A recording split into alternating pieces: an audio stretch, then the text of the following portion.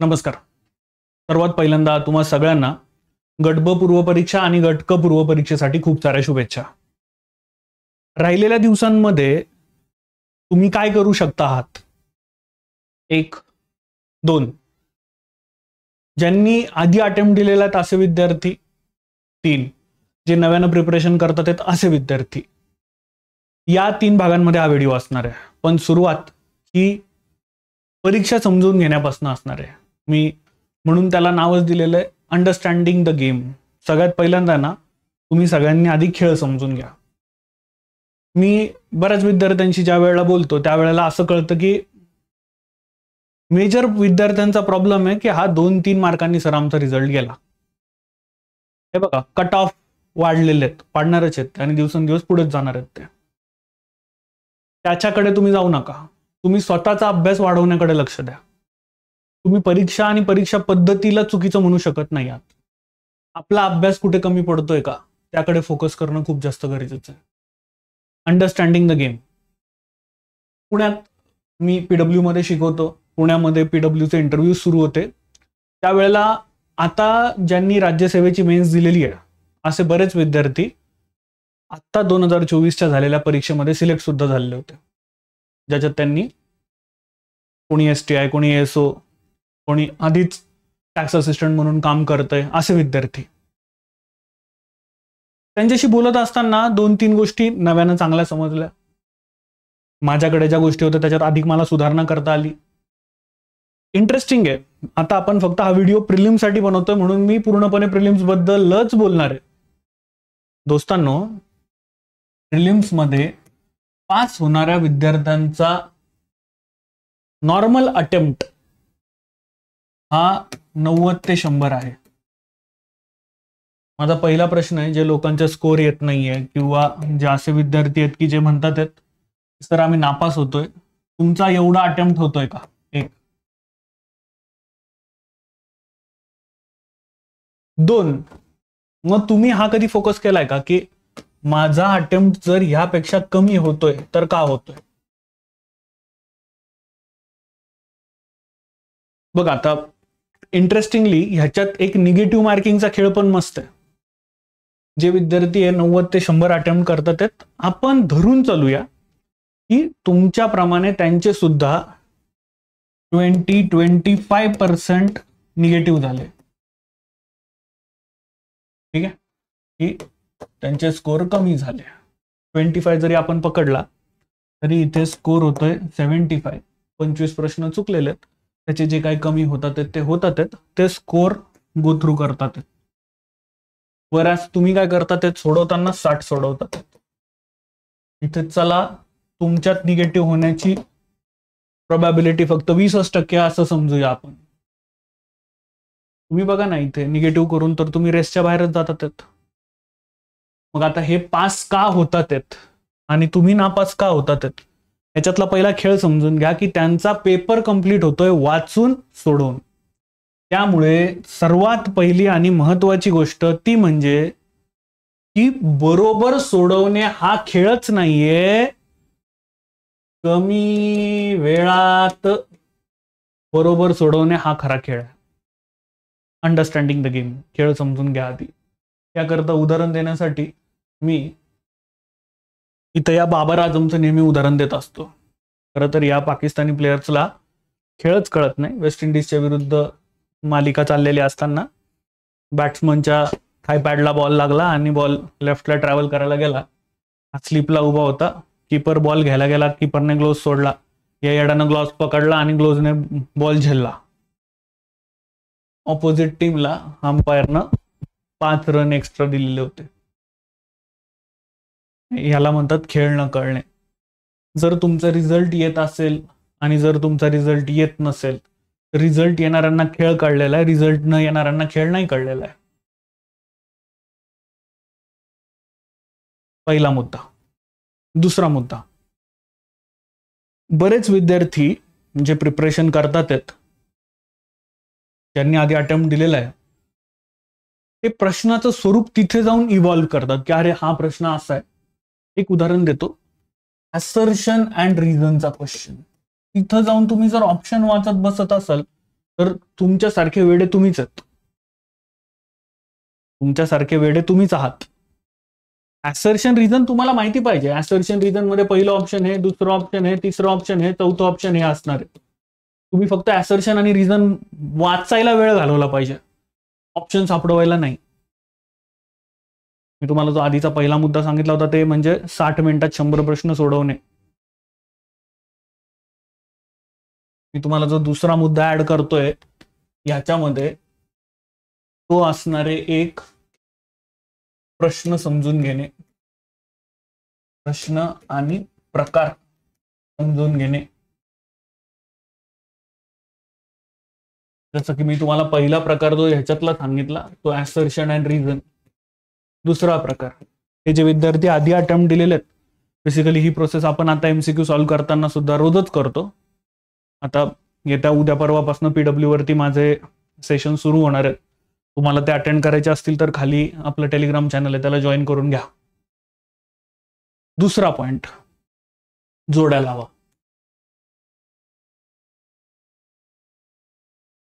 बरेच विद्यार्थी याच्यात वेळ वाया घालवतात, A B मॅच करत बसतात. नका करू.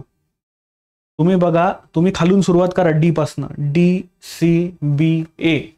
तुमच्या जोड्या लवकर लागतील, वेळ कमी जाईल. मी तुम्हाला आधीच सांगितलं, वेळ कमी घालवणे हा खरा खेळ आहे. हे लोक पास का होतात ते समजून घ्या आधी, कारण यांना हे प्रश्नांचे स्वरूप माहिती आहे आणि ते डील तसे करतात. नेक्स्ट, तिसरा प्रकार, मोठे प्रश्न कसे सोडवायचे. उदाहरणार्थ MS स्वामीनाथन सरांविषयीचा प्रश्न आहे, भला मोठा प्रश्न. ही लोक तसे प्रश्न सोडवत असताना त्याला खूप भारी डोकं लावतात की ऑबिच्युरीची न्यूज असेल तर बऱ्याच वेळेला MPSC घोळ करते, ते म्हणजे त्यांच्या पारितोषिकांवरती. ही लोक ते बघतात मोठ्या प्रश्नांमध्ये असं काही मला सापडलंय का. ही लोक, यांना प्रश्नांचं स्वरूप माहिती आहे. नेक्स्ट, MPSC बऱ्याच वेळेला एखादा ब्लफवाला मुद्दा सोडत असते. मला दूध आवडत नाही, मी ते पित नाही, MS स्वामीनाथन सरांचा प्रश्न आहे. अंधाऱ्या रात्री छत्री खाली इतकी लोक उभी होती.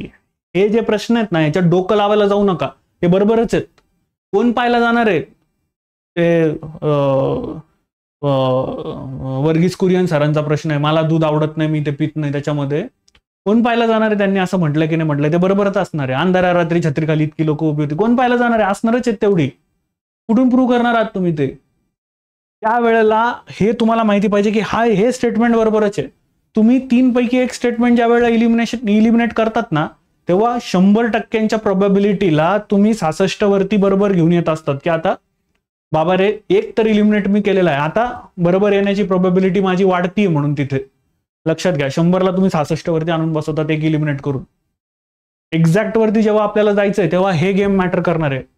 मी तुम्हाला पहिला जो मुद्दा समजावून सांगितला दोस्तांनो, ते म्हणजे खरा गेम 60 मिनिटात 100 प्रश्न सोडवणे हा आहे. दुसरा मुद्दा मी तुम्हाला सगळ्यांना समजावून सांगितला, तो म्हणजे तुम्ही प्रश्नाचे प्रकार उत्तम प्रकारे समजून घेतलेले आहेत का. तिसरा, तो म्हणजे परत एकदा जो स्पीडशी डायरेक्ट लिंक करतो. मित्रांनो, हे पास होणारे विद्यार्थी हे ह्यांनी प्रोसेस बनवलेली आहे. समजा मी इथे प्रश्नपत्रिका सोडवतोय, इथे माझी प्रश्नपत्रिका, इथे माझी OMR आहे. या विद्यार्थ्यांनी डाव्या हाताला उजव्या हाताशी कनेक्ट करून घेतलेलं आहे. हे इथे प्रश्न वाचतात आहेत, गोल करतात आहेत, प्रश्न वाचतात आहेत, गोल करतात आहेत, प्रश्न वाचतात आहेत, गोल करतात आहेत. दॅट्स वाय त्यांचा स्पीड इन्क्रीज झालेला आहे. तुम्ही अशा प्रॅक्टिसकडे लक्ष देता आहात का.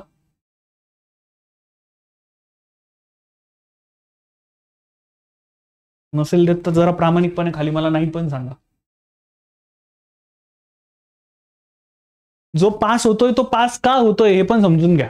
सरळ सेवांमध्ये सुद्धा सेम गेम आहे. आपली एक विद्यार्थिनी आहे. सरळ सेवांचे नॉर्मल जे क्वेश्चन पेपर्स आहेत ते सध्या ऑनलाईन होतात. या पोरीने काय केलं माहिती का, डाव्या हातानं माऊस वापरणं शिकली. ती उजव्या हातात माऊस वापरायची, डाव्या हातानं माऊस वापरायला शिकली. उजव्या हातानं ती रफ काम करायची, डाव्या हातानं ती ते क्लिक करायची गोल. जे पास होतात ते पास का होतात ते आधी हे समजून घ्या, आणि आपला स्कोर का येत नाहीये ते आधी समजून घ्या. तुम्हाला तिसरा खेळ सांगितला की मला स्पीड कसा वाढवायचा आहे. मी परत एकदा व्हिडिओमध्ये जिथे आहे तिथेच बोलतोय. 2 प्रकारचे विद्यार्थी आहेत, ज्यांनी आधी अटेम्प्ट दिलेला आहे ते आणि जे पहिला अटेम्प्ट देतात आहेत ते. आतापर्यंतचा माझा हा सगळा भाग हा दोघांसाठी होता. इथून पुढे जो काही वेळ लागेल आधी तो यांच्यासाठी आणि मग डेडिकेटेडली यांच्यासाठी. जेव्हा मी यांच्यासाठी बोलेल तेव्हा डेडिकेटेडली प्राईम पहिल्या फॅक्टरपासून बोलेल, एमपीएससी त्याच्यात स्पर्धा परीक्षांचे प्रकार इथपासून. आधी जरा यांच्याबद्दल बोलूया. यांचा पण टाइम खूप जास्त महत्वाचा आहे. त्यांच्याबद्दल काही मिनिटं आपण दिली की आपण अगदी बेसिक पासून सुरुवात करूया. तर पहिला अटेम्प्ट दिलेला आहे मी हे, म्हणून त्याच्यासाठी ते साईन दिलेलं आहे. आणि हे मी दरवेळेला म्हणतो, लो फिर आ गए साब राजी खुशी. मांजी पाहिला असेल तुम्ही, त्याच्या बायकोचा जीव गेला होता, त्यानं सोडलं नाही त्या डोंगराला. ठरवलं याला आता पुढूनच राहायचं. त्याचा पूर्ण कार्यक्रम लावून ठेवला, त्या डोंगराचा. बघा सेम तुमच्या बाबतीत पण येते. तुम्ही अटेम्प्ट दिलेला आहेत, नाही होते, इट्स ओके ना, अजून मेहनत करा. दोस्तांनो, आपल्या फील्डमध्ये मी जेव्हा त्या विद्यार्थ्यांशी बोलत होतो त्यांनी मला एक महत्वाची गोष्ट सांगितली. एक विद्यार्थी धुळ्याचा होता. ॲव्हरेज विद्यार्थी येतो 10वीला 50-52%, 12वीला परत एकदा सेम 55-56%, ग्रॅज्युएशनला परत एकदा सेम 59 का 61%. एमपीएससीचा अभ्यास सुरू केला, 4थ्या वर्षी तो राज्यसेवेची मेन्स देत होता आणि स्कोर उत्तम आहे. मी त्याला विचारलं, तू हे जे अचीव केलं, म्हणजे एकाच वर्षी तू 2-2, 3-3 मेन्स लिहिल्या, हे कसं काय केलंस? तो म्हटलं, सर मला वाटतंय की ह्या परीक्षांमध्ये गेम सगळ्यात महत्वाचा सातत्याचा आहे. जे मी आधी डोकं आपटून तुम्हाला सांगत होतो ते. आता तो पास झाला की परत एकदा आपण जेव्हा त्याचा इंटरव्ह्यू घेऊ त्यावेळेला तुम्हाला जास्तीचं कळेलच. पण मी तुम्हाला जे समजावून सांगण्याचा प्रयत्न करतोय ते म्हणजे या परीक्षांमध्ये जो सगळ्यात महत्वाचा खेळ आहे ना, तो सगळ्यात महत्वाचा खेळ म्हणजे हेच आहे की सातत्य. तुम्ही जर आज दोस्तांनो एक्स अभ्यास केलेला आहे ना, जर तुमचा अभ्यास उद्या x+1 होऊ शकला ना, तरच तुम्ही स्वतःच्या ध्येयाशी तुम्ही प्रामाणिक आहात असं समजा. या परीक्षेत सातत्य खूप मॅटर करणार आहे, खूप जास्त मॅटर करणार आहे. त्यामुळे प्लीज तुम्ही सातत्य चिकाटी सोडू नका. इथे सातत्य लावून धरा, तुम्ही लावून धरा, रोज लावून धरा. ज्या दिवशी अभ्यास होत नाहीये तुमच्याकडनं असं वाटतं त्या दिवशी MCQ घेऊन बसा, पण अभ्यास करा. त्याला तुम्हाला सातत्य म्हणता येईल. जर तुम्ही हे सातत्य पुढे पाळलं नाही तर गोष्टी अवघड आहेत. ज्यांनी आधी अटेम्प्ट दिलेला आहे त्यांनी हा चार्ट हे लेक्चर बघत असताना पॉज करून लगेच बनवून घ्या. आणि तुम्ही अटेम्प्ट दिलेला आहे ना, जुनी प्रश्नपत्रिका ठेवलीच असेल स्वतःकडे, काढा 2024ची आणि जरा बघा. मी इकॉनॉमिक्स शिकवतो म्हणून मी जरा इकॉनॉमिक्स बद्दलच बोलतो. 14 प्रश्न प्लस एक करंट अफेअर्स, 15 प्रश्न होते. मी अटेम्प्ट किती केले? समजा मी 13 अटेम्प्ट केले, माझ्या बरोबर किती आले? 10 आले. माझे चुकले किती? 3 चुकले. काही चिंता करण्याचं कारण नाहीये. पुढे जे काही उरलेले दिवस आहेत आता, त्या दिवसांमध्ये मी इकॉनॉमिक्स मध्ये फक्त क्वेश्चन सोडवेल. जास्तीत जास्त वेळ मी क्वेश्चन सोडवण्याकडे देईल. वेगळं वाचायच्या भानगडीत पडणार नाही. पुढचा मॅथ्स रिझनिंग, ज्याला कळालं अरे मी इथपर्यंत पोहोचलोच नाही, त्यांनी बाकीच्या विषयावरती आधी काम करून घ्या. जर तुम्ही इथपर्यंत पोहोचलच नसतील तर उपयोगच काय? मॅथ रिझनिंग घ्या मागचा पेपर आणि बघा एकदा सोडवून. याच्यात वेळ पण मॅटर करतोय. समजा तुम्ही 10 प्रश्न अटेम्प्ट केले आणि तुमचे 5 बरोबर आले आणि 5 चुकले. दोस्तांनो, डेडिकेटेडली 1 ते 1.5 तास रोज मॅथ रिझनिंगला द्या आजपासून. डेडिकेटेडली प्रश्नांचे स्वरूप बघा. बोर्ड्स आणि स्ट्रीम्स वरती आलेला प्रश्न लिहून घ्या, टेबलवरती आलेला प्रश्न लिहून घ्या. मग त्यानुसार स्वतःला तयार करा की मी कुठं कमी पडतोय. रेशिओ प्रपोर्शन मी कमी पडतोय, मी सोडवायला हाती घेईल. पार्टनरशिप मी सोडवायला हाती घेईल. स्वतः ओळखा आधी मी कुठे कमी पडतोय. बेरजा वजाबाकांमध्ये कमी पडत असेल त्याच्यात पण सुरुवात करा. पण रोज डेली 1-1.5 तास द्या. कारण मॅथ रिझनिंग, बुद्धिमत्ता अंकगणितासाठी दोस्तांनो एक गोष्ट कॉमन आहे ती म्हणजे ह्या विषयांना तुम्हाला डेलीच हँडल करावं लागेल, तरच त्याच्यात लिंक लागेल. एक दिवस केलं आणि 4 दिवस सोडलं तर आधी जे एक दिवस केलं होतं ते पण वाईप आउट होऊन जातं, पुसलं जातं. डेडिकेटेडली वेळ द्या. जॉग्राफी समजा आय डोंट नो बरं का, म्हणजे मला खरंच माहिती नाही किती प्रश्न होते, आपण एक आधांतरी पकडूया 13 प्रश्न होते. समजा याच्यातले माझे 7 बरोबर आले, मी 13च्या 13 प्रश्न सोडवले, 7 माझे बरोबर आले आणि समजा इथे माझे 6 प्रश्न चुकले. याचा अर्थ परत एकदा जॉग्राफीवरती मला काम करणं, दिवसाचा डेडिकेटेडली अर्धा एक तास वाचण्यामध्ये आणि प्रश्नपत्रिका सोडवण्यामध्ये मी देईल. पैकी प्राईम फॅक्टर हे विसरता कामा नये, जे पहिलं होतं ते एक, जे रोज सकाळी 11 ते 12 आता रोज प्रश्नपत्रिका सोडवणे, वेळ लावून ते पण, कारण आपल्याला खरा खेळ आपल्याला 90 ते 100 अटेम्प्ट करायचे, हा आपला खरा खेळ आहे. आणि त्याच्यासाठी डेली क्वेश्चन पेपर सोडवणे, वेळ लावून सोडवणे आणि पटापटा सोडवणे हेच गरजेचं आहे. ह्याच्यात जो सातत्य ठेवेल, जो डेली सोडवेल, जो स्पीड वाढवेल, तोच एवढे अटेम्प्ट करू शकणार आहे, कारण याच्यात स्पीड मॅटर करणार आहे. आणि त्यासाठी तुम्ही रोज प्रश्नपत्रिका सोडवणं गरजेचं आहे. जे नवीन विद्यार्थी आहे त्यांनी पण हा वाला पार्ट जो आहे तो प्लीज तुम्ही सगळ्यांनी कंटिन्यू करा. ह्याच्यात सातत्य सुटू देता कामा नये. सो ऑन सो फोर्थ तुम्ही हे करा. करंट अफेअर्ससाठी एक वेगळा मुद्दा आहे. तर जे विद्यार्थी नवीन आहेत त्यांना करंट अफेअर्स बद्दल जाणून घ्यायचं असेल तर मी पुढे, जे विद्यार्थी जुने आहेत त्यांना जर करंट अफेअर्स विषयी जाणून घ्यायचं असेल तर मी पुढे नवीन विद्यार्थ्यांना बोलणार आहे, तुम्ही तिथपर्यंत घेऊन जा. जे जुने विद्यार्थी आहेत त्यांच्यापर्यंत हे इथपर्यंत बस संपलं.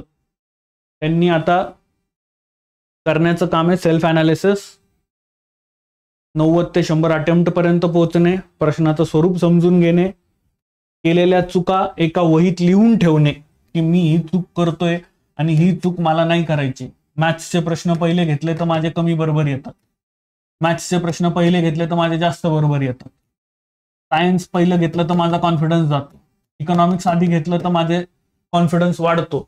मग ज्याच्यात कॉन्फिडन्स वाढतोय ते आधी घ्या, ज्याच्यात कॉन्फिडन्स तुटतोय त्याला शेवटी ठेवा. ज्याच्यात मॅथ्समध्ये जर आधी घेतल्यावरती प्रश्न जास्त आणि लवकर बरोबर सुटतात ते मॅथ्सला आधी घ्या.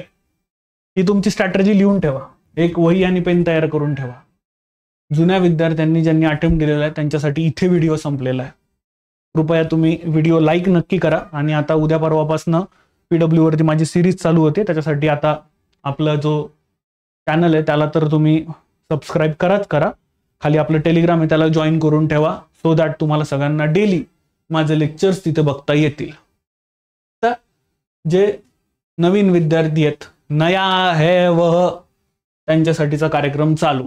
दोस्तांनो, MPSC महाराष्ट्र राज्य लोकसेवा आयोगाद्वारा राज्यसेवा गट अ आणि गट ब करता राज्यसेवा परीक्षा घेतली जाते. त्याच्यातली काही पदं ही राजपत्रित अधिकाऱ्यांची असतात, त्याची पूर्वपरीक्षा वेगळी आणि कंबाईनची पूर्वपरीक्षा वेगळी.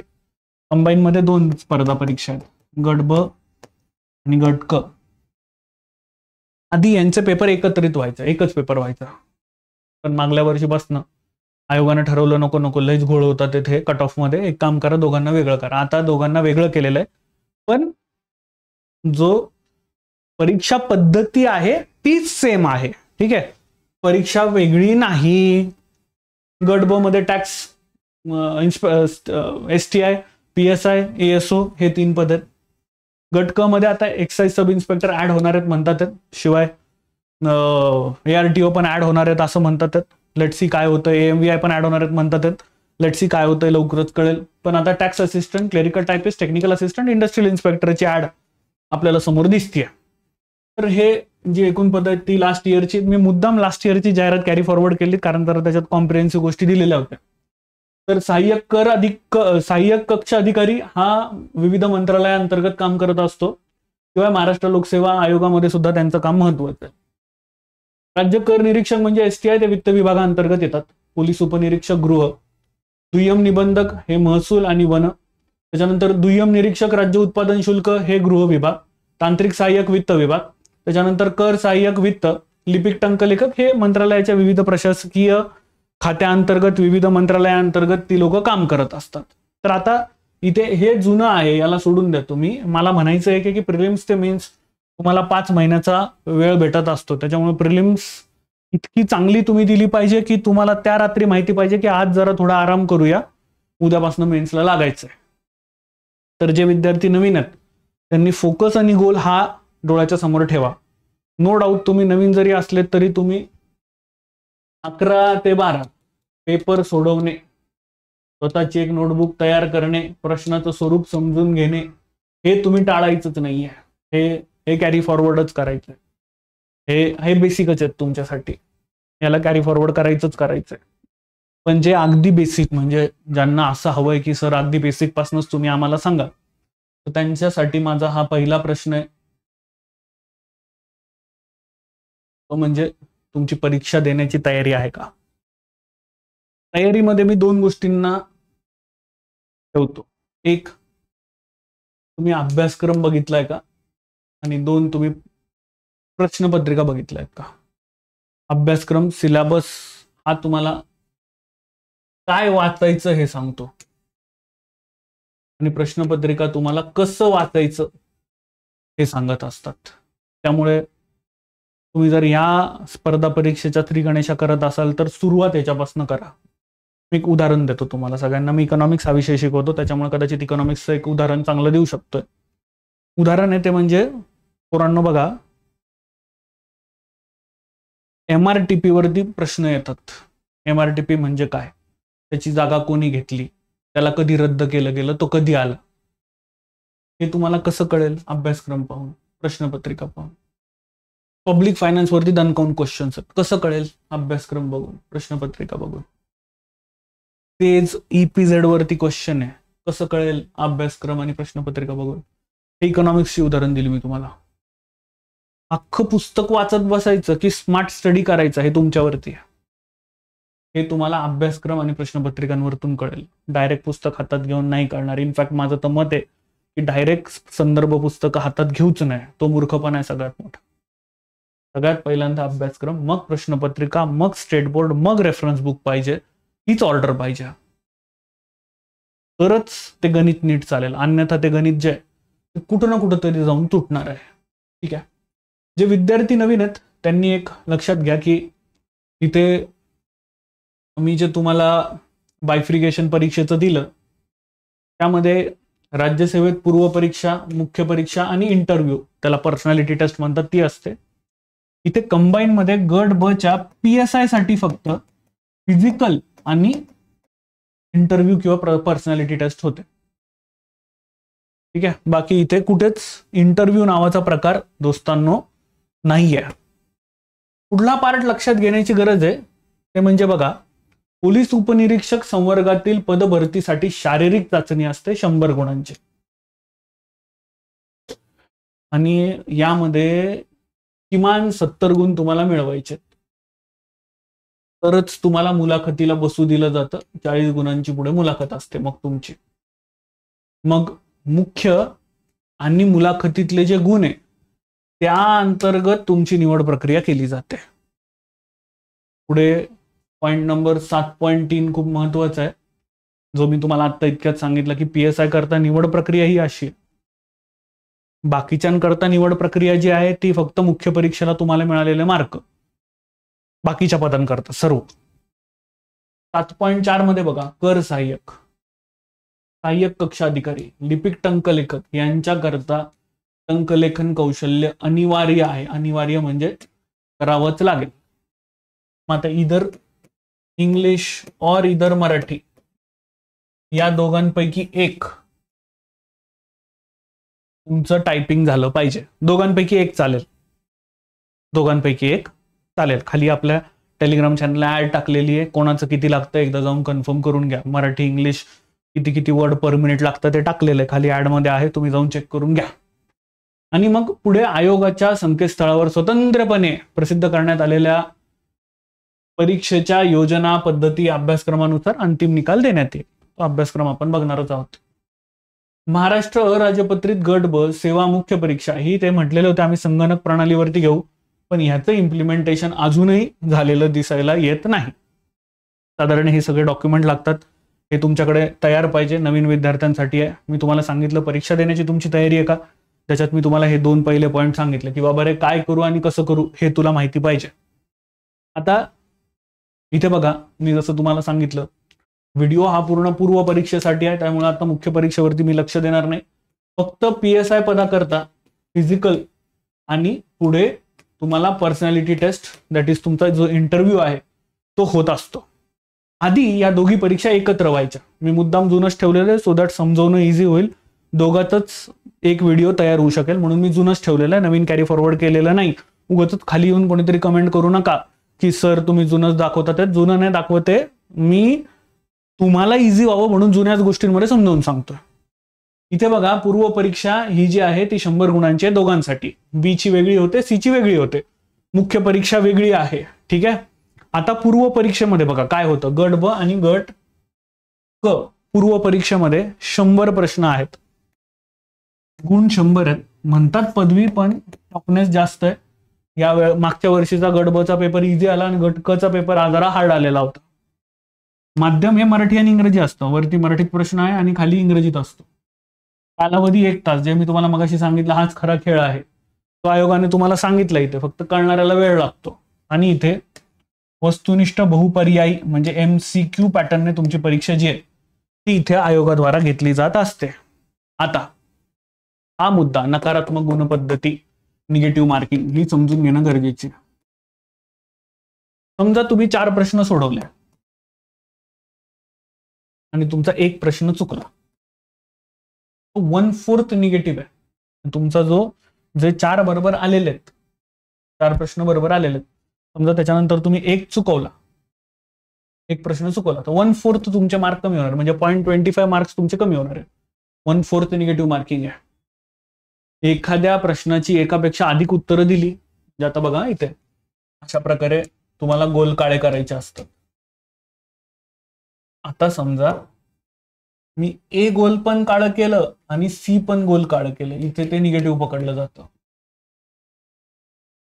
एखाद्या प्रश्नाची तुम्ही एकापेक्षा जास्त उत्तरं दिली तर आणि प्रश्नपत्रिकेत पूर्ण वर्तुळ चिन्हांकित केलं नसेल तर अशा प्रश्नाचं उत्तर चुकीचं समजण्यात येईल. तुम्ही वर्तुळ पण गोल करताना गडबड केली तरी तुमचे मार्क निगेटिव्ह होणार आहेत, हे लक्षात घ्या. म्हणजे जसं मी तुम्हाला म्हटलं की अगदी खेळ व्यवस्थित समजून घ्या, तो खेळल्याशिवाय व्यवस्थित पुढे जाऊ नका, समजल्याशिवाय पुढे जाऊ नका.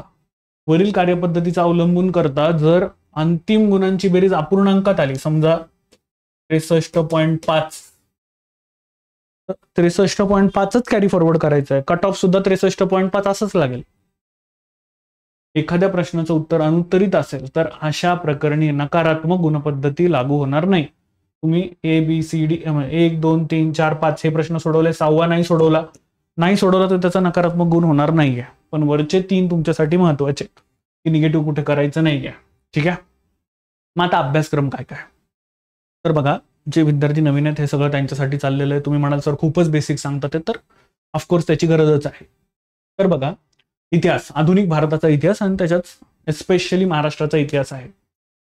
हिस्ट्रीमध्ये 3 गोष्टी आहेत, एन्शियंट, मिडेवल आणि मॉडर्न. इथे मॉडर्न महत्वाचं, त्याच्याकडे लक्ष द्या. 2 भूगोल, महाराष्ट्राच्या भूगोलाच्या विशेष अभ्यासक्रमासह तुम्हाला भूगोल बघायचा आहे.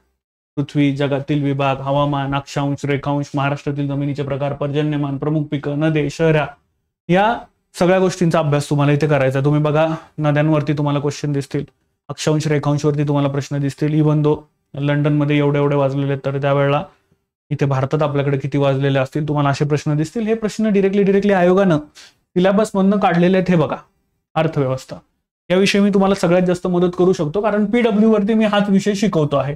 आणि जर तुम्हाला त्याचे माझे सेशन्स बघायचे असतील तर ते उद्यापासून चालू होतात.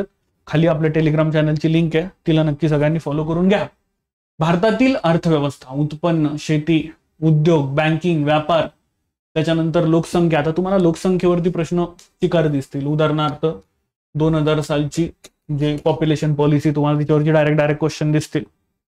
बेरोजगारी, मुद्रा, राजकोषीय नीती इत्यादी इत्यादी. त्याच्यानंतर शासकीय अर्थव्यवस्था, अर्थसंकल्प, लेखापरीक्षण इत्यादी चालू घडामोडी, याच्यावरती मी पुढे फोकस करणारच आहे.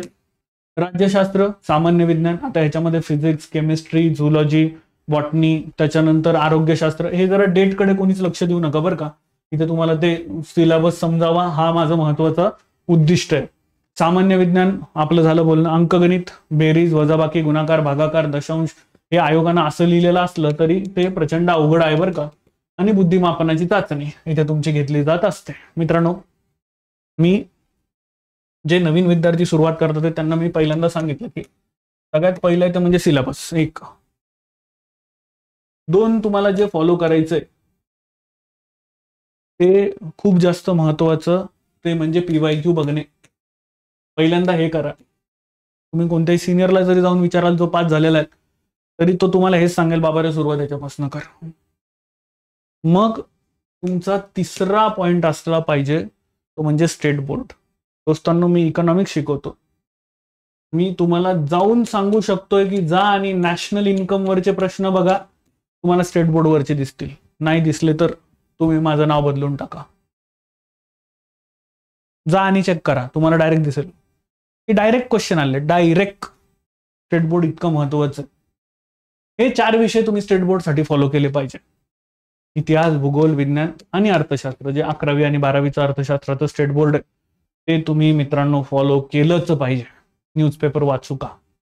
कंबाईनच्या विद्यार्थ्यांना मी स्पष्ट सांगेल की स्किप इट, सोडून द्या. तुम्ही तर राज्यसेवेचा अभ्यास करत असतात तर मी म्हटलं असतो की नाही डेडिकेटेडली न्यूजपेपर वाचा, एडिटोरियल वाचा. पण तुम्ही जर कंबाईनचे विद्यार्थी असाल तर उगाच एवढा वेळ वाया घालवत बसू नका.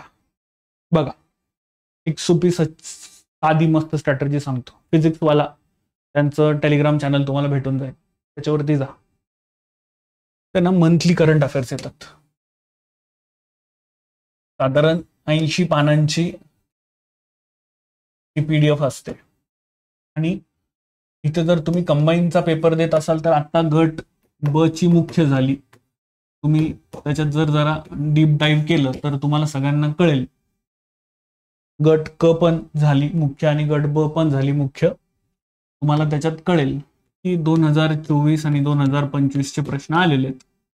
म्हणजे साधारणतः तुमच्याकडनं अपेक्षित आहे की तुम्ही 1 वर्षाचे करंट अफेअर्स व्यवस्थित केले पाहिजे. आता प्रश्न तुम्ही जर मला म्हणालात न्यूजपेपर वाचायचं तर न्यूजपेपर वाचून त्याच्यात नोट्स काढणं म्हणजे जरा अवघड आहे. बेटर तुम्हाला जे आधी लोकांनी पास झालेले आहेत त्यांनी मॅगझिन तयार करून ठेवले आहेत त्यांच्याकडनं रेडी करंट अफेअर्स नोट्स भेटतात. तुम्ही मॅगझिन उचला, तिची प्रिंट काढा सरळ सरळ. बघा, तुम्ही इतके तरी खालावलेले नसाल की तुमचं 1 तासात 8 पानं नाही वाचून होतं. एवढं असेल तर लय प्रॉब्लेम आहे बरं का. 1 तासात तुमचे किमान 8 पानं तर वाचून होतील का नाही? तुम्ही 10 दिवस घ्या हातामध्ये आणि एक मॅगझिन संपवा. डन. पुढले जे काही कंबाईनला दिवस उरलेले आहेत तेवढे तुमचे तेवढ्या दिवसांमधले तेवढे मासिक वाचून कंप्लीट होऊन जातील. आता तुमचा रीडिंग स्पीड कसा आहे त्याच्यावरती सुद्धा हे किती पटकन कंप्लीट होतंय आणि किती रिवाइज होतंय हे डिपेंड करतंय.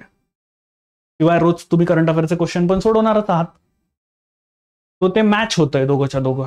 ठीक आहे. करंट अफेअर्सला हा आणि इतका वेळ दिलेलं योग्य असेल. आता तरी तुम्ही रोज क्वेश्चन पेपर सोडवतात येत आता उरलेल्या दिवसांमध्ये, त्याच्यामुळे 10, 12, 13 क्वेश्चन ते करंट अफेअर्सचे होतात. शिवाय तुम्ही हे मासिक पण वाचतात. करंट अफेअर्सला इतकं पुरं झालं. आणि ह्याच्यासाठी डेडिकेटेडली मग तुम्ही जर दिवसाचा 1 तास देता तर तो मोर दॅन सफिशियंट है. बस उससे ज्यादा कुछ नहीं करने का. खूप झालं तेवढं करंट अफेअर्ससाठी. कंबाईनसाठीच्या विद्यार्थ्यांना. राज्यसेवेसाठी ही स्ट्रॅटर्जी बिलकुल अप्लाय होणार नाही नाही नाही नाही. ठीक आहे. पुढे जाऊया. मी किती तास अभ्यास करायला हवा, आता हे त्या व्यक्तीवरती डिपेंड करतंय. तर हा असा माणूस म्हणून याला ओढायला एवढा वेळ लागतोय, त्याच्यापेक्षा अजून हट्टाकट्टा असतं तर त्यानं पाठीवरती टाकून नेलं असतं. बारीक असतं तर त्याला अजून 2-3 माणसं लागले असते. हा प्रश्न विद्यार्थ्यावरती डिपेंड करतो की त्याचा किती अभ्यास झालेला आहे. हे बेसिक काही क्वेश्चन्स आहेत, फ्रिक्वेंटली आज क्वेश्चन म्हणून त्यांचं उत्तर देतोय. मी किती तास अभ्यास करायला पाहिजे. पण हो, जे सगळ्यात महत्वाचं आहे ते म्हणजे हे statement, if you fail to plan you plan to fail. जर तुम्ही प्लॅन करायला फेल झालात तर तुम्ही फेल व्हायचाच प्लॅन मित्रांनो बनवलेला आहे. त्याच्यामुळे जो प्लॅन तुम्ही बनवतात तो प्लीज अकॉर्डिंगली फॉलो करा. तुमचे स्टडी गोल्स ठरवा, शॉर्ट टर्म आणि long term. Short term goal अगदी पुढल्या 7 ते 8 दिवसात मी काय करणार आहे. लॉंग टर्म गोल पुढल्या 30 दिवसांमध्ये माझं काय कंप्लीट होते. अकॉर्डिंगली तुम्ही पुढे चला. आता मेन्स पूर्णपणे बाजूला ठेवा. प्रिलिम्सच्या सिलेबसला डिवाइड करा की मला काय करायचंय. यात मी जर ठरवलं तर आता अकॉर्डिंगली तुम्ही गट ब देतात की गट क देतात, जी परीक्षा सिरियसली देतात उरलेले दिवस हे इथे टाका. समजा मला 10 दिवस इकॉनॉमिक्सला मिळतात, मग 10 दिवसामध्ये मी भारतीय अर्थव्यवस्था, शासकीय अर्थव्यवस्था, मराठी जर मी रंजन कोळंबे किंवा पीडब्ल्यूचे माझ्याकडे बुक आहेत ते वाचतोय. मी दिवसाला जो डेडिकेटेडली वेळ येतो इकॉनॉमिक्सला 4 तासांचा देतोय. जर माझं इकॉनॉमिक्स खराब असेल तर डेडिकेटेडली 1 तास करंट अफेअर्स करतोय, डेडिकेटेडली 1 तास 1.5 तास मी बुद्धिमापन अंकगणित करतोय. तर 4 आणि 1 5 आणि 6 तास हे झाले. शिवाय 1 तास मी पेपर सोडवतोय, बरोबर, तो झाला. त्या पेपरचं अनालिसिस पण करायला हवं, त्याचा 1 तास झाला. तर मिनिमम 8 तास तरी तुमचे इथेच होतात.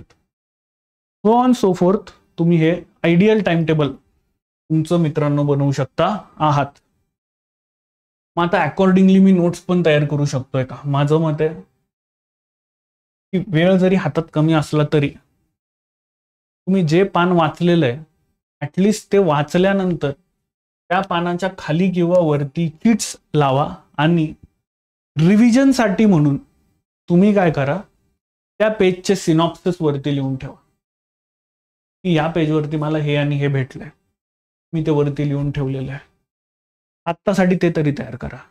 नोट्स तुम्हाला प्रचंड मदत करतात, कॉन्फिडन्स देतात, त्याच्यामुळे नोट्स काढा या मताचा तर मी आहे. पण आता हातात वेळ कमी आहे हे देखील मला नक्कीच ठाऊक आहे. शेवटाकडे जात असताना मित्रांनो मी 2-3 गोष्टी सांगेल. एक ते म्हणजे प्लीज स्वतःला शांत ठेवा. ही प्रोसेस तुम्हाला सगळ्यांना अधिकारी बनवणारी आहे. ही परीक्षाच मुळे अशी आहे की ज्याच्यामुळे तुम्ही अधिकाराच्या माइंडमध्ये काय चाललेलं आहे, तो कसा रिॲक्ट करतो त्याच्यात तुम्हाला घेऊन जाते. या परीक्षा प्रोसेसमध्ये तुम्ही टिकला नाहीत तर तुम्ही चांगले अधिकारी होण्याच्या लायकीचे आहात का, हा स्वतःला प्रश्न विचारा. बरेच विद्यार्थी म्हणतात UPSC अशी आहे मग MPSC अशी का नाही. हे बघा, हे आपलं काम नाहीये. आपल्याला जे काम दिलेलं आहे की 1 तुला हे, 2 तुला हे, चल हे गो थ्रू कर, मग तू अधिकारी आहे की नाही हे तुझ्याकडे आपण बघू. म्हणून तिथे प्रोबेशनचा काळ पण ठेवलेला आहे. तुम्हाला चुकून माकून घेऊन तर घेतलंय, पण मग तुम्ही तिथंच जर उलटे पालटे उद्योग करायला लागले तुम्हाला हाकलून देतील. त्यामुळे आता स्वतःला शांत ठेवा. तुम्हाला का अधिकारी बनायचं हे तुमच्या डोक्यात क्लिअर आहे, म्हणूनच तुम्ही अभ्यासाला सुरुवात केलेली. मग आता जेव्हा तुम्ही अधिकारी म्हणून त्या सिच्युएशनकडे बघतात तर तुम्हाला दिलेलं काम तुम्ही कसे कंप्लीट करतात ह्याकडे ते तुमच्याकडे निरीक्षण ठेवून आहेत. तुम्हाला हातात त्यांनी वेळ दिलेला आहे, कर एवढ्या वेळामध्ये गोष्टी कंप्लीट. 1. 2. कृपया पॉझिटिव्ह लोकांच्या संपर्कात राहा. हा पॉइंट मला खूप मॅटर करतो. ज्यांना तुमच्या ध्येयावरती विश्वास आहे अशा लोकांच्या सहवासात तुम्ही राहा. ज्यांना तुमच्या ध्येयावरती विश्वास नाही, कृपया अशा लोकांपासून दूर राहा. ते तुम्हाला निगेटिव्हिटीकडे घेऊन जातील. एका गावामध्ये म्हणतात एक असं झाड होतं की जर त्याला पाडायचं असेल, म्हणजे गावकऱ्यांना जर एखादं झाड पाडायचं असेल तर गावकरी जाऊन त्या झाडाला घाण बोलायचे. एक दिवस असं यायचं की ते झाड आपोआप पडायचं. निगेटिव्हिटीचा इम्पॅक्ट किती होतो बघा. त्याच्यामुळे पॉझिटिव्ह लोकांच्या संपर्कात राहा. कंटिन्यू स्वतःला वेळ द्या. 3ऱ्या पॉइंटमध्ये रोज 1 तास चाला, योग करा, जेणेकरून तुम्हाला ते चालत असताना, योग करत असताना तुमच्या शरीराला तुम्ही साथ द्याल आणि मग शरीर सुद्धा तुम्हाला काम करायला साथ देईल. तुम्ही लेथार्जिक झालात तर अभ्यास पण व्यवस्थित नाही होणार आहेत. जगातल्या सगळ्यात महत्वाच्या व्यक्तीला दोस्तांनो वेळ द्या आणि तो जगातला सगळ्यात महत्वाचा व्यक्ती तुम्ही स्वतः आहात. तुम्ही काय चुकलेलं आहे हे तुम्ही स्वतःला सांगा, विचारा की मी काय चुकलेलं. मी आज दिवसभरामध्ये स्वतःचा बेस्ट दिला का, मी अभ्यास केला का, जे अपेक्षित माझ्याकडनं होतं ते मी केलं का, विचारा स्वतःला. लास्ट खूप महत्वाचं ते म्हणजे बाहेरच्या जगातले इंजेक्शन घेणं बंद करा. 1दा 2दा 3दा 4दा तुम्हाला कोणतरी कॉन्फिडन्स देऊ शकेल. त्यानंतर अधिकारी व्हायचं जर तुम्हाला असेल तर रोज तुम्हाला स्वतःला जागा करायचं. जसं मी तुम्हाला आधी म्हणालो की काल जर माझा X अभ्यास झाला तर आज X+1 होण्यासाठी मला स्वतःच्या स्फूर्तीलाच जागा करावं लागेल. रोज मला येऊन कोणीतरी रोज तिथे ते गॅसमधनं गॅस पेटवायला ते लायटर लागतं, तसं रोज मला कोणीतरी लायटर घेऊन येणार नाहीये की चल रे जळ. स्वतःच्याच ऊर्जेने स्वतःला जगावं लागणार आहे. या सगळ्या प्रोसेससाठी तुम्हाला सगळ्यांना खूप साऱ्या शुभेच्छा. इथपर्यंत तुम्ही पोहोचलेले असाल तर तुम्ही माझ्या व्हॉट्सअप ब्रॉडकास्टवरती नसाल तर ॲड व्हा. हा माझा मोबाईल नंबर आहे 8149610280. हा माझा मोबाईल नंबर आहे. मला व्हॉट्सअपवरती पिन करा. तुमचं नाव आणि तुमचा नंबर मला पाठवा. मी तुम्हाला माझ्या व्हॉट्सअप ब्रॉडकास्ट तुमचं नाव आणि तुमचा डिस्ट्रिक्ट मला पाठवा. मी तुम्हाला आपल्या व्हॉट्सअप ब्रॉडकास्टला ॲड करेन, जेणेकरून माझे जे होणारे सेशन्स आहेत त्याचे डिटेल्स तुम्हाला तुमच्या व्हॉट्सॲपवरती भेटत जातील. मी इथे थांबतोय. Thank you so much. जय हिंद.